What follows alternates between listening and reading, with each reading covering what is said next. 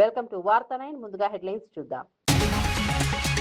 పారిశ్రామిక క్లస్టర్ల అభివృద్ధిపై సీఎం చంద్రబాబు కీలక సమీక్ష. విశాఖ, అమరావతి, తిరుపతి ప్రాంతాల అభివృద్ధిపై చర్చలు. రేర్ ఎర్త్ మినరల్ పార్క్ ప్రణాళికలపై సీఎం సమీక్ష. పరిశ్రమల హబ్ గా రాష్ట్రాన్ని తీర్చిదిద్దే దిశగా చర్యలు వేగం.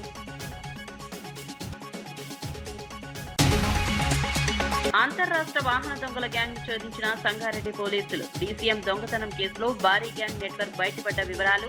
పిస్టల్ ఆయుధాలతో ఇద్దరిని అరెస్ట్ చేసిన సంగారెడ్డి పోలీసులు. ఒక రాష్ట్రంలో దొంగతనం, మరొక రాష్ట్రంలో అమ్మకాలు చేసిన గ్యాంగ్.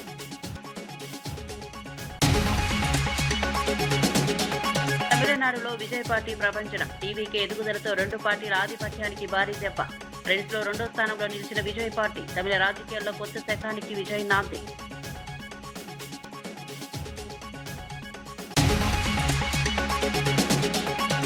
రైతుల మరణాలపై ప్రభుత్వం బాధ్యత వహించాలని కేటీఆర్ విమర్శలు. వడ్లు కొనుక్కోవడంతో రైతులు చనిపోయారన్న కేటీఆర్ ఆరోపణలు. రైతు సమస్యలపై ప్రభుత్వం నిర్లక్ష్యం చేస్తోందని కేటీఆర్ విమర్శ.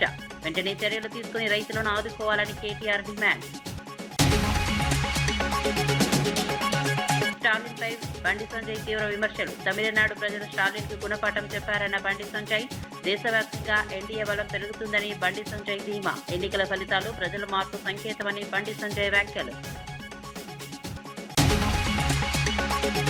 ఆంధ్రప్రదేశ్లో పారిశ్రామిక అభివృద్ధిపై ముఖ్యమంత్రి చంద్రబాబు సమీక్ష నిర్వహించారు. విశాఖ, అమరావతి, తిరుపతి ఎకనామిక్ రీజియన్లలో క్లస్టర్ల అభివృద్ధిపై చర్చించారు. కేంద్ర ప్రభుత్వం భవ్య పథకం కింద పార్కుల అభివృద్ధి అంశంపై దృష్టి సారించారు. 2026-27లో రేర్ ఎర్త్ మినరల్ పార్క్ ఏర్పాటు ప్రణాళికపై చర్చించారు. ఈస్ట్ కోస్ట్ ఇండస్ట్రియల్ కారిడార్ అభివృద్ధి అంశం ప్రాధాన్యత పొందింది. 175 ఎంఎస్ఈఎంఈ పార్కులను క్లస్టర్ల వారీగా అభివృద్ధి చేయాలని నిర్ణయించారు. సమావేశంలో మంత్రి టీజీ భరత్, సిఎస్ సాయి ప్రసాద్ పాల్గొన్నారు. పెట్టుబడులు, మౌలిక సదుపాయాల పెంపుపై దృష్టి పెట్టారు. రాష్ట్రాన్ని పరిశ్రమల హబ్ గా తీర్చేందుకు చర్యలు వేగవంతం చేస్తున్నారు.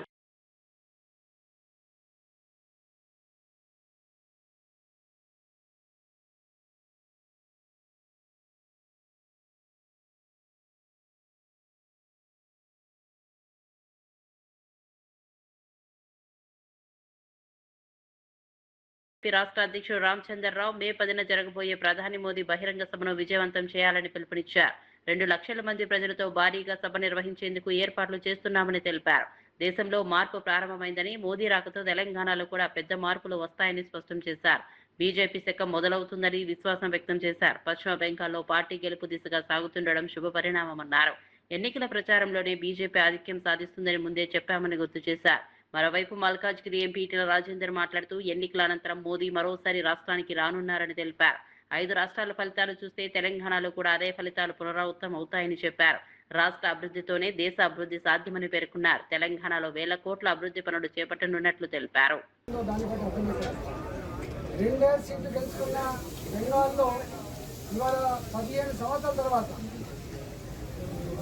అబ్సల్యూట్ మెజారిటీతో బెంగాల్లో అధికారులు చేపట్టుకోవడం జరిగింది. తప్పకుండా బెంగాల్ ప్రజానికానికి శుభాకాంక్షలు తెలియజేస్తూనే ప్రజలు మెచ్చి, ప్రజలు నచ్చి, ప్రజలు ఇష్టపూర్వకంగా తెచ్చుకున్న ప్రభుత్వం కాబట్టి ఇవాళ బెంగాల్ ప్రజల ఆత్మగౌరవ భాగాలు అయితే బాధ్యత మా పార్టీ మీద ఉన్నట్టుగా రేపు పరిపాలన కొనసాగుతుందని చెప్పి ఆశిస్తూ ఉన్నాయి. ఇవాళ తమిళనాడులో కూడా మేము గతానికంటే మెరుగైన సీట్లు వచ్చినాయి. కేరళలో కూడా మెరుగైన సీట్లు వచ్చినాయి. రాబోయే కాలంలో భవిష్యత్ భారతీయ జనతా పార్టీ నుంచి అర్థమవుతా ఉంది. ఇవాళ ప్రధానంగా మోడీ గారు వస్తున్నది 2 కారణాలతో. బహిరంగ సభ 10వ తారీఖు నాడు నరేంద్ర మోదీ గారి బహిరంగ సభ జరగబోతుంది కాబట్టి ఆ బహిరంగ సభ ఒక స్థలం ఇదే కాబట్టి ఇక్కడ భూమి పూజ జరగడం జరిగింది. దాదాపు ఈ భూమి పూజలో అందరూ వచ్చారు. వారి హస్తాలతో పూజలు కూడా జరిగినాయి. 2 లక్షల పైగా కార్యకర్తలతో, ప్రజలతో ఈ సభ జరగబోతుందని చెప్పి కూడా భావిస్తాను. ఇప్పటికే మా నాయకులు జిల్లాల పర్యటన చేస్తూ ఉన్నారు. ఉత్సాహం బాగుంది.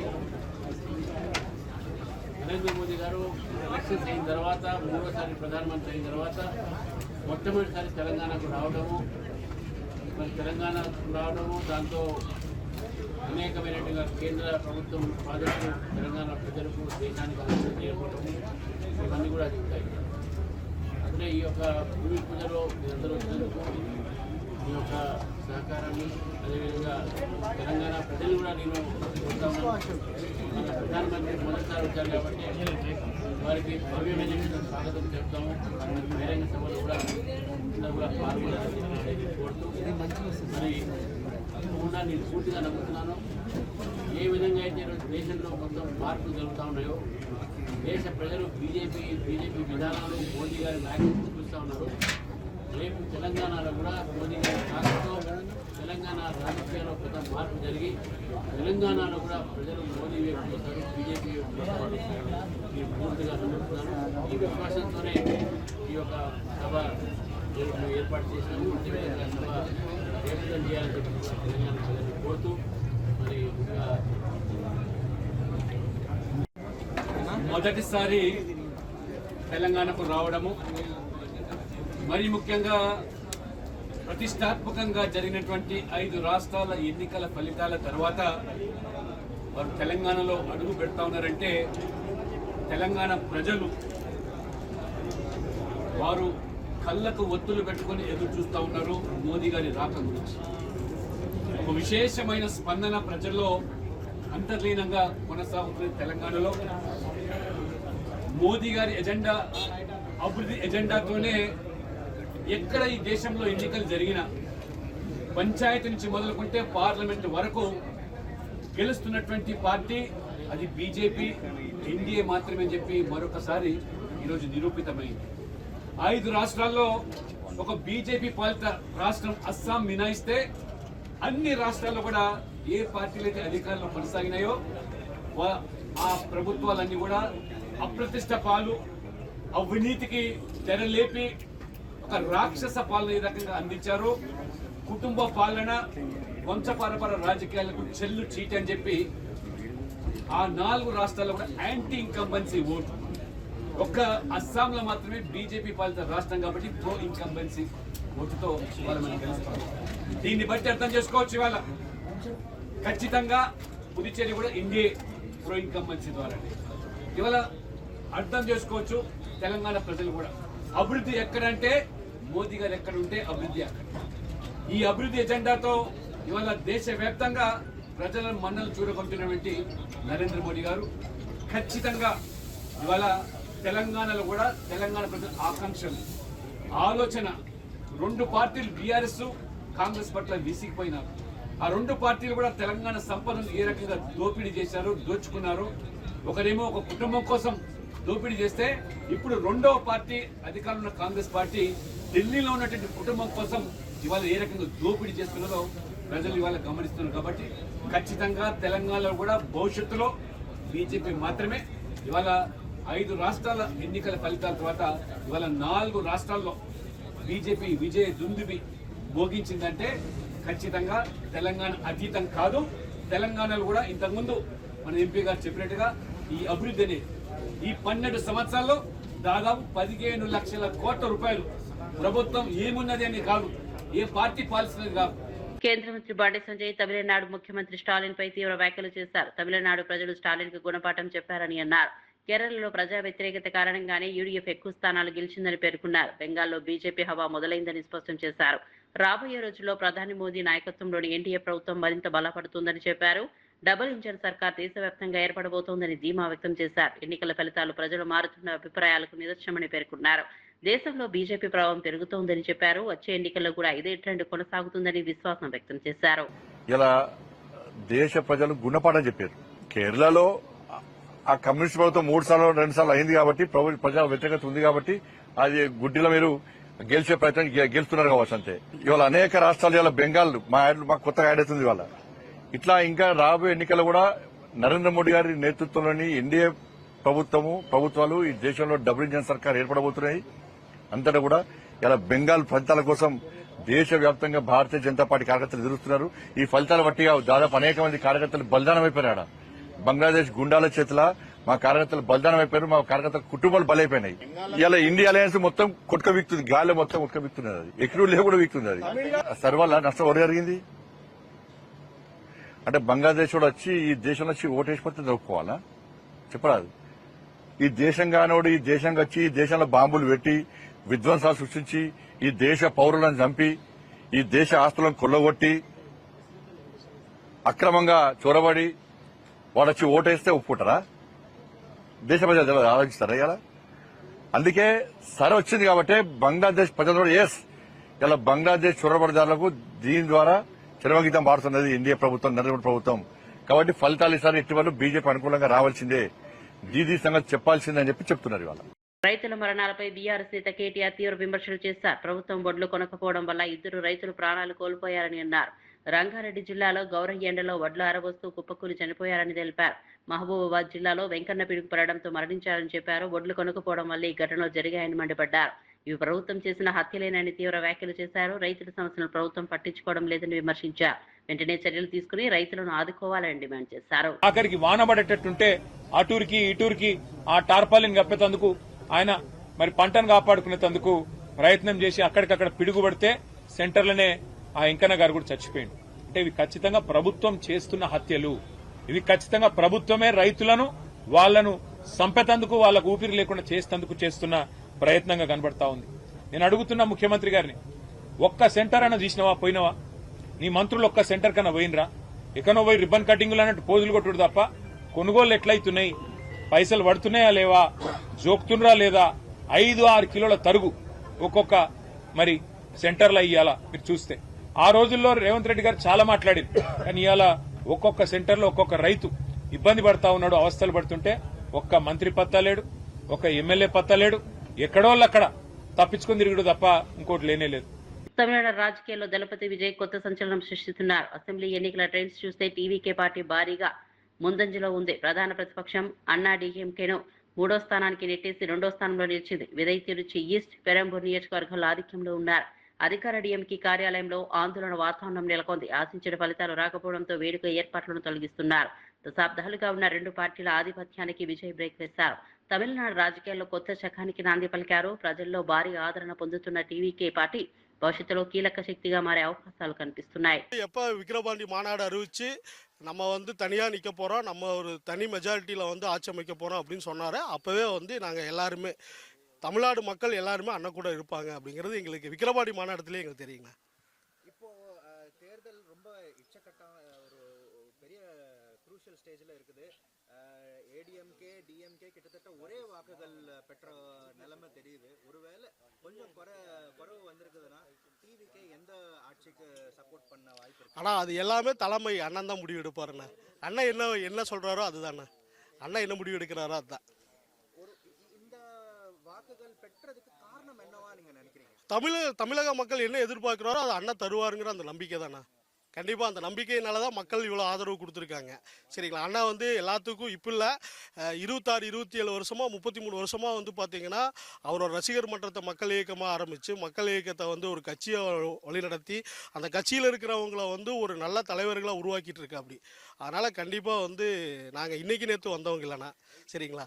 அதாவது கட்சி ஆரம்பித்து தான் 2 வருஷம் ஆச்சு. நாங்கள் மக்கள் பணியில் 33 வருஷமாக இருக்காங்கண்ணா.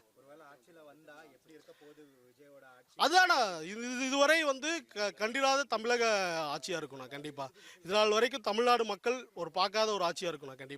கண்டிப்பாக தளபதி நம்பி மக்கள் இவ்வளோ ஓட்டு போட்டிருக்காங்க. அந்த மக்களுக்கு கண்டிப்பாக தளபதி எல்லாமே பண்ணி கொடுப்பாருண்ணா. கண்டிப்பாக இது எதிர்பார்க்கறது மக்களும் எதிர்பார்க்கறது இதுதானே. மக்களும் எதிர்பார்க்கறது இதுதானே, தலைவர் வரணும் அப்படின்னு ஒரு மாற்றத்தை விரும்புகிறாங்க மக்கள். மக்களும் எதிர்பார்க்கறது ஒரு மாற்றம், அதுதான் இது. தளபதி விஜய், தளபதி ரொம்ப சந்தோஷமா இருக்குண்ணா. தலைவர் தானே ஆட்சி அமைக்க போறாரு.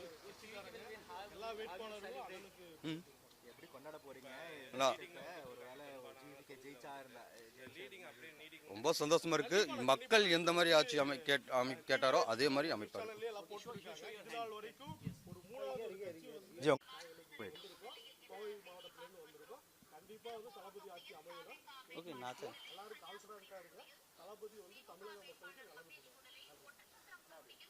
సంగారెడ్డి జిల్లా పోలీసులు అంతర్రాష్ట్ర వాహనాల దొంగల ముఠాను విజయవంతంగా ఛేదించారు. జిల్లా ఎస్పీ పరితోష్ పంకజ్ మీడియాతో సమావేశంలో వివరాలు వెల్లడించారు. నారాయణఖేడ్ పరిధిలో డీసీఎం వాహనం దొంగతనం కేసును పోలీసులు నమోదు చేసి ప్రత్యేక బృందాలతో దర్యాప్తు చేపట్టారు. సీసీటీవీ ఫుటేజీలు, సాంకేతిక ఆధారాల ఆధారంగా అనుమానితులను గుర్తించారు. పంచనామా కమాన్ వద్ద వాహనాల తనిఖీలో 2 నిందితులను అదుపులోకి తీసుకుని విచారించగా భారీ గ్యాంగ్ నెట్వర్క్ బయటపడింది. వారి వద్ద నుండి పిస్టల్స్, రౌండ్స్, ఎయిర్ గన్, కత్తులు, సెల్ ఫోన్లు స్వాధీనం చేసుకున్నారు. ఒక రాష్ట్రంలో వాహనాలు దొంగిలించి మరో రాష్ట్రంలో అమ్మే విధంగా ఈ ముఠా పనిచేస్తున్నట్లు పోలీసులు వెల్లడించారు. ఇప్పటికే 6గురిని అరెస్ట్ చేసి రిమాండ్కు తరలించారు. మరికొందరు నిందితులు పరారీలో ఉండగా వారి కోసం గాలింపు చర్యలు కొనసాగుతున్నాయి. మనకి ఇన్ఫర్మేషన్ వచ్చింది regarding movement of suspicious persons in Narayankhed limit. So ఇమీడియట్గా మన లోకల్ సిఐ గారు, ఎస్ఐ గారు అక్కడ పోయి ఎదురుకి అప్రిహెండ్ చేశారు. వాళ్ళకి అడిగారు ఎందుకు తిరుగుతున్నారు, వాళ్ళ కొంచెం బిహేవియర్ కూడా సస్పీషియస్ ఉంది అండ్ మనకి ఇన్ఫర్మేషన్ కూడా ఉంది వాళ్ళ గురించి. కాబట్టి ఈజీగా ఐడెంటిఫైడ్ అయ్యారు. వాళ్ళ అక్కడ మన ఆన్ ద స్పాట్ సీజర్లో ఒక కంట్రీ మేడ్ పిస్టల్, ఆల్రెడీ ఇది కంట్రీ మేడ్ ఒక పిస్టల్ ఉంది, along with 2 live rounds and 1 air gun. తర్వాత ఈ 2 ఇది నైఫ్స్ సీకర్స్ ఉన్నాయి, వాళ్ళ పొజిషన్లో దొరికింది. మన వాళ్ళు అక్కడేది మన పంచనామా చేసి వాళ్ళకి మళ్ళీ ఇంట్రోగేట్ చేశారు. ఆ ఇంట్రోగేషన్లో వాళ్ళు టోటల్ 11 ఆఫెన్సెస్ కన్ఫెస్ చేశారు. ఈ 11 ఆఫెన్సెస్లో మన తెలంగాణ రాష్ట్రంలో 5 ఆఫెన్సెస్ ఉన్నాయి, మహారాష్ట్ర రాష్ట్రంలో కూడా 5 ఆఫెన్సెస్ ఉన్నాయి, కర్ణాటకలో ఒక ఆఫెన్స్కి వాళ్ళు కన్ఫెస్ చేశారు. ఇప్పుడు వరకు 11 కేసెస్ కన్ఫెషన్ చేశారు. ఈ కేసులో మొత్తం 13 మెంబర్కి ఒక గ్యాంగ్ ఉంది. సో వాళ్ళకి మోడస్ ఆపరెండి ఏముంది, vehicle being stolen from Karnataka and Maharashtra, వాళ్ళు ఇక్కడ తెలంగాణలో స్క్రాప్లో కట్ చేస్తారు అండ్ తెలంగాణలో థెఫ్ట్ అయిన వెహికల్కి మహారాష్ట్ర, కర్ణాటకలో కట్ చేస్తారు. So to confuse the police also and to make it more safe, వాళ్ళు ఇక్కడ నుంచి థెఫ్ట్ అయిన వెహికల్కి అక్కడ స్క్రాప్లో పెట్టారు, అక్కడ నుంచి థెఫ్ట్ అయిన వెహికల్కి మన తెలంగాణ పరిధిలో స్క్రాప్లో చేస్తారు. సో ఈ టోటల్ మనకి A1, A2 ఈ కేసులో మొహమ్మద్ ఖుర్షీద్ అహ్మద్ అండ్ A2 మొహమ్మద్ జాఫర్ అలీ ఈ ఎదురు నిన్న అది ఆన్ ద స్పాట్ దొరికారు. మళ్ళీ వాళ్ళ కన్ఫెషన్ మీద మనం మొత్తం 13 మందికి మేము ఐడెంటిఫై చేస్తాము. ఇప్పుడు వరకు మొత్తం 6 మందికి అరెస్ట్ చేసాము మేము. అందులో A1 Mohammed Salman, Mohammed Khursheed Ahmed, A2 Mohammed Jafar Ali, A5 Syed Saeed, A6 Sheikh Nizam, A7 Mohammed Saleem, A8 Mohammed Irshad Ahmed. These 6 members all are residents of Telangana in Hyderabad area and all of them are apprehended and today they will be remanded. Apart from that, total 7 accused are still absconding. 7 accused lo 5 are from total 4 are from Maharashtra and 2 are from Karnataka. Wala details kuda adi memu ichamu but valu kosam kuda memu team form chesi pampistamu. So mainly adi ఒక cycle ఇది ఉంది, ఇది మొత్తం ఇది ఇక్కడ నుంచి చేసిన వెహికల్కి అక్కడ వాళ్ళు రిసీవ్ చేస్తారు, అక్కడ నుంచి చేసిన వెహికల్కి మన తెలంగాణలో రిసీవ్ చేస్తారు. తర్వాత ఇది మొహమ్మద్ నదీం ఎవరు A3 ఉన్నారు ఈ కేసులో, వాళ్ళు చాలీస్గావ్ డిస్ట్రిక్ట్ ఆఫ్ మహారాష్ట్ర అక్కడే ఉంటారు. Mohammed Nadeem was the person who supplied weapon to A1 and A2 to commit all these type of offenses. So actual supplier of weapon is Mohammad Nadeem Khan. He is from Chalisgaon district of Maharashtra and also he is having some associates there in same district. So already we are trying to nab these absconding accused also. Ippudu varuki property recovered either in possession or through confession panchanama. 1 country made pistol with 2 live rounds, 1 air gun, 2 knives, 6 cell phones, net cash 2 lakh rupees and 1 tipper vehicle bearing number MS22AA1413. ఈ tipper vehicle కూడా just ఇది few days back అక్కడ మహారాష్ట్ర నుంచి weed district ఉంది, అక్కడ ఒక Palri వాజినాథ్ city ఉంది, అక్కడ నుంచి సీఎం రేవంత్ రెడ్డి అధ్యక్షతన సచివాలయంలో సమావేశం నిర్వహించనున్నారు. పాలన అభివృద్ధికి సంబంధించిన కీలక అంశాలపై చర్చ జరగనుతాయి. ముఖ్య విధాన నిర్ణయాలు తీసుకునే అవకాశం ఉంది. ప్రభుత్వ కార్యక్రమాల అమలుపై సమీక్ష చేయనున్నారు. తాజా పరిస్థితులపై మంత్రులతో చర్చిస్తారు. ఈ సమావేశం తర్వాత కీలక ప్రకటనలు వచ్చే అవకాశం ఉంది.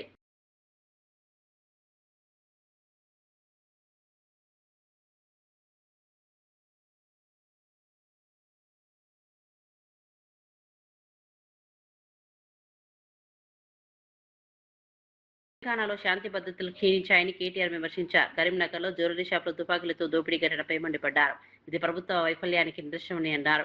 కేసీఆర్ హయాంలో రాష్ట్రం అభివృద్ధి ముందంజలో ఉందని తెలిపారు. ప్రస్తుత పరిస్థితి దారుణంగా మారిందని విమర్శించారు. రేవంత్ పాలనలో తెలంగాణ, బీహార్, యూపీ కంటే వెనుకబడిందని అన్నారు. ప్రజల భద్రతను ప్రభుత్వం నిర్లక్ష్యం చేస్తోందని ఆరోపించారు. చెరువులను మిషన్ కాకతీయలో టేకప్ చేయడం కానీ, అట్లాగే నీటి వనరులను గోదావరి కానీ, కృష్ణా కానీ సద్వినియోగం చేసుకోవడంలో కానీ ఇవన్నీ చేయడం వల్ల కేసీఆర్ గారి ప్రభుత్వంలో మన రాష్ట్రం పంజాబ్ను, హర్యానాను తలదన్ని వ్యవసాయంలో నెంబర్ 1గా నిలిచింది. మరి వాళ్ళ రేవంత్ రెడ్డి గారి హయాంలో ఎట్లా ఉంది అంటే బీహార్ను, ఉత్తరప్రదేశ్ను తలదన్ని నేరాలలో మన రాష్ట్రం నెంబర్ 1గా నిలిచే ఒక దౌర్భాగ్యపు పరిస్థితి దాపురించిందని చెప్పక తప్పడం లేదు. ఎన్నడూ కరీంనగర్ చరిత్రలో, నేను కూడా ఇక్కడ పుట్టినవాడిని, ఇక్కడ చదువుకున్నవాడిని 2-3 ఏళ్ళు. కరీంనగర్లో నేను దాదాపుగా నాకు 45 ఏళ్ల సంబంధం ఉంది కరీంనగర్తో. ఈ కరీంనగర్ పట్టణంలో నాకు బుద్ధి తెలిసినప్పటి నుంచి ఇక్కడున్న పెద్దలు కూడా అందరిని అడిగినాను, జీవన్ రెడ్డి గారిని, కమలాకర్ గారిని, ఇంకా మా సోదరులందరినీ, ఎప్పుడన్నా ఎన్నడన్నా ఇట్లాంటి సంఘటన గురించి మీరు విన్నారా? 5 తుపాకులతో 5గురు ముష్కరులు వచ్చి ఒక వ్యాపార సముదాయంలో చొరబడి భయభ్రాంతులకు గురి చేసి దాదాపు 4-5 కోట్ల రూపాయల విలువైన సంపద దోచుకోవడమే కాకుండా 32 గంటలైనా పత్తాలేరు వాళ్ళని పట్టుకునే పరిస్థితి లేదంటే ఎంత దౌర్భాగ్యమైన పరిస్థితిలో రాష్ట్ర ప్రభుత్వం ఉన్నది, ఎంత హీనమైన పరిస్థితిలో ఈ నగరంలో పోలీసింగ్ వ్యవస్థ ఉన్నది, దాన్ని బట్టి చెప్పవచ్చు. శాంతి భద్రతలను పర్యవేక్షించాల్సిన రాష్ట్ర హోంశాఖ గౌరవ ముఖ్యమంత్రి గారి చేతిలోనే ఉన్నది. మరి ముఖ్యమంత్రి గారు ఏం చేస్తున్నట్టు, ఆయన కింద పనిచేస్తున్న పోలీసులు ఏం చేస్తున్నట్టు దీన్ని బట్టి అర్థం చేసుకోవచ్చు. మన రామగుండం పోలీస్ కమిషనరేట్ పరిధిలో నేను చూశాను, ఈనాడులో వార్త వచ్చింది.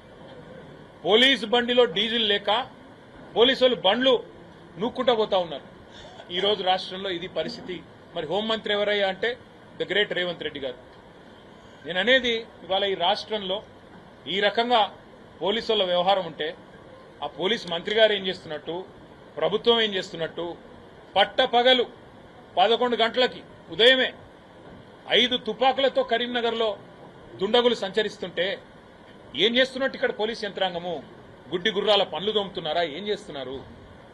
మా కార్పొరేటర్లను తీసుకొని పోయి ఎప్పుడో 20 ఏళ్ల కిందటి కేసులు పెట్టి జైళ్లలో పెట్టడం, మా వాళ్ళు పిల్లలు ఎవరైనా సోషల్ మీడియాలో పోస్ట్ పెడితే ఫోన్ చేసి బెదిరించడం, ఒక రీట్వీట్ చేస్తే 20 రోజులు జైల్లో పెట్టడం, ఇదేనా పోలీసింగ్ అంటే ఈ రాష్ట్రంలో ఈరోజు? ఎంత అరాచకమైన పరిపాలన! నేరాలు, ఘోరాలు, వీటి నియంత్రణలో ప్రభుత్వ వైఫల్యం వల్ల, ఇవాళ శాంతి భద్రతలు అడిగంటిపోవడం వల్ల ఇవాళ మనం బీహార్తో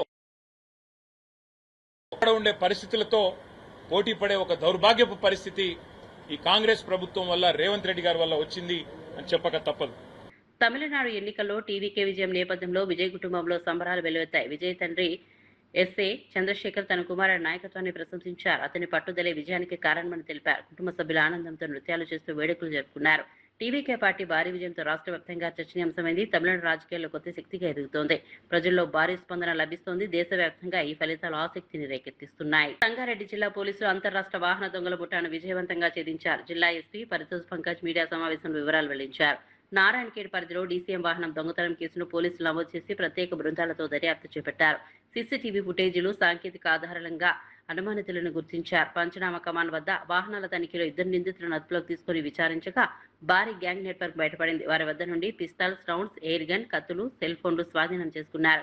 ఒక రాష్ట్రంలో వాహనాలు దొంగిలించి మరో రాష్ట్రంలో అమ్మే విధంగా ఈ ముఠా పనిచేస్తున్నట్లు పోలీసులు వెల్లడించారు.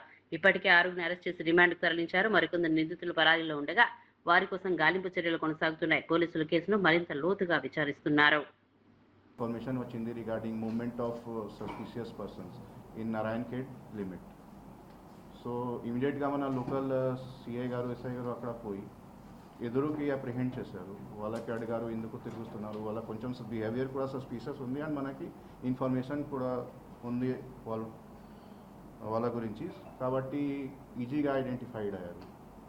వాళ్ళ అక్కడ మన ఆన్ ద స్పాట్ సీజర్లో ఒక కంట్రీ మేడ్ పిస్టల్, ఆల్రెడీ ఇది కంట్రీ మేడ్ ఒక పిస్టల్ ఉంది, along with 2 live rounds and 1 air gun. తర్వాత ఈ 2 ఇది నైఫ్స్, సీకల్స్ ఉన్నాయి, వాళ్ళ పొజిషన్లో దొరికింది. మన వాళ్ళు అక్కడేది మనీ పంచనామా చేసి వాళ్ళకి మళ్ళీ ఇంట్రోగేట్ చేశారు. ఆ ఇంట్రోగేషన్లో వాళ్ళు టోటల్ 11 ఆఫెన్సెస్ కన్ఫెస్ చేశారు. ఈ 11 ఆఫెన్సెస్లో మన తెలంగాణ రాష్ట్రంలో 5 ఆఫెన్సెస్ ఉన్నాయి, మహారాష్ట్ర రాష్ట్రంలో కూడా 5 ఆఫెన్సెస్ ఉన్నాయి, కర్ణాటకలో ఒక ఆఫెన్స్కి వాళ్ళు కన్ఫెస్ చేశారు. ఇప్పుడు వరకు 11 కేసెస్ కన్ఫెషన్ చేశారు. ఈ కేసులో మొత్తం 13 మెంబర్కి ఒక గ్యాంగ్ ఉంది. సో వాళ్ళకి మోడస్ ఆపరెండి ఏముంది, vehicle being stolen from Karnataka and Maharashtra, వాళ్ళు ఇక్కడ తెలంగాణలో స్క్రాప్లో కట్ చేస్తారు, అండ్ తెలంగాణలో థెఫ్ట్ అయిన వెహికల్కి మహారాష్ట్ర కర్ణాటకలో కట్ చేస్తారు. So to confuse the police also and to make it more safe, వాళ్ళు ఇక్కడ నుంచి థెఫ్ట్ అయిన వెహికల్కి అక్కడ స్క్రాప్లో పెట్టారు, అక్కడ నుంచి థెఫ్ట్ అయిన వెహికల్కి మన తెలంగాణ పరిధిలో స్క్రాప్లో చేస్తారు. సో ఈ టోటల్ మనకి A1 A2 ఈ కేసులో మొహమ్మద్ ఖుర్షీద్ అహ్మద్ అండ్ A2 మొహమ్మద్ జాఫర్ అలీ ఈ ఎదురు నిన్న అది ఆన్ ద స్పాట్ దొరికారు. మళ్ళీ వాళ్ళ కన్ఫెషన్ మీద మనం మొత్తం 13 మందికి మేము ఐడెంటిఫై చేసాము. ఇప్పుడు వరకు మొత్తం 6 మందికి అరెస్ట్ చేసాము మేము. అందులో A1 Mohammed Salman Mohammed Khursheed Ahmed, A2 Mohammed Jafar Ali, A5 Syed Saeed, A6 Sheikh Nizam, A7 Mohammed Saleem, A8 Mohammed Irshad Ahmed. ఈ 6 members all are residents of Telangana in Hyderabad area, and all of them are apprehended and today they will be remanded. Apart from that, total 7 accused are still absconding. 7 accused lo 5 are from total 4 are from Maharashtra and 2 are from Karnataka. వాళ్ళ details కూడా అది మేము ఇచ్చాము, but వాళ్ళ కోసం కూడా మేము team form చేసి పంపిస్తాము. సో మెయిన్లీ అది ఒక సైకిల్ ఇది ఉంది, ఇది మొత్తం ఇది ఇక్కడ నుంచి చేసిన వెహికల్కి అక్కడ వాళ్ళు రిసీవ్ చేస్తారు, అక్కడ నుంచి చేసిన వెహికల్కి మన తెలంగాణలో రిసీవ్ చేస్తారు. తర్వాత ఇది మొహమ్మద్ నదీం ఎవరు A3 ఉన్నారు ఈ కేసులో, వాళ్ళు చాలీస్గాంవ్ డిస్ట్రిక్ట్ ఆఫ్ మహారాష్ట్ర అక్కడే ఉంటారు. Mohammed Nadeem was the person who supplied weapon to A1 and A2 to commit all these type of offences. So actual supplier of weapon is Mohammad Nadeem Khan. He is from Chalisgaon district of Maharashtra, and also he is having some associates there in same district. So already we are trying to nab these absconding accused also.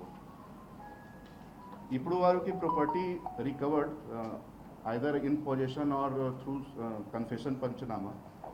1 country made pistol with 2 live rounds, 1 air gun, 2 knives, 6 cell phones, net cash 2 lakh rupees, and 1 tipper vehicle bearing number MS22AA1413. ఈ tipper vehicle కూడా just ఇది few days back అక్కడ మహారాష్ట్ర నుంచి weed district ఉంది, అక్కడ ఒక Palri వాజినాథ్ city ఉంది, అక్కడ నుంచి. దక్షిణ భారత అగ్రకథానాయిక త్రిష తిరుమల శ్రీవారిని దర్శించుకున్నారు. తెల్లవారుజామున వీఐపీ బ్రేక్ దర్శనంలో స్వామివారి సేవలో పాల్గొన్నారు.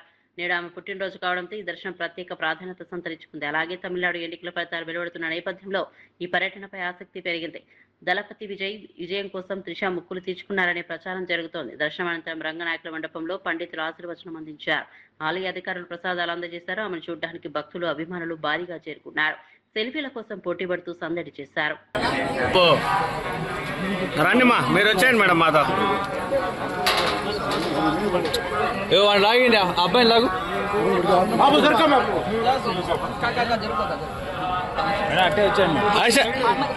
వందడింగ మేడం, అప్పుడే వందడింగ. ఏ బాబు మా ఇట్రా அப்படியே வந்துடுங்கம்மா.